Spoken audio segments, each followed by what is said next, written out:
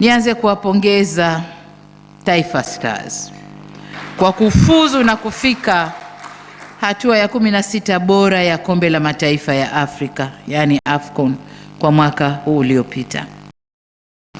Mafanikio haya ni makubwa na ni fahari kwa taifa letu, na ni ushahidi kwa soka letu sasa linaendelea kupanda viwango barani Afrika.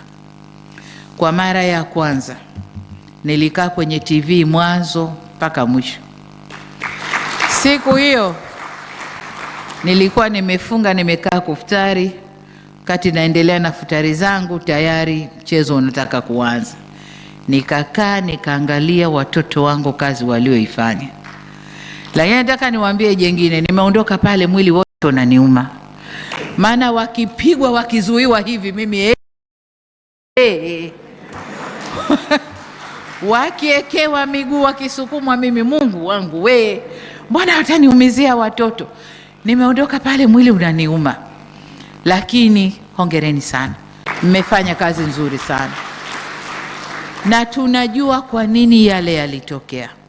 Kwa sababu tuliocheza nao ni wenyeji, ni taifa lenye fedha, ni taifa ambalo lina ushawishi kwa wenzetu hao waandaaji.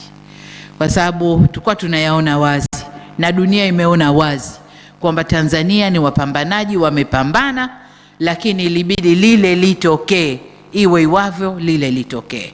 Kwa hiyo mimi nawapongeza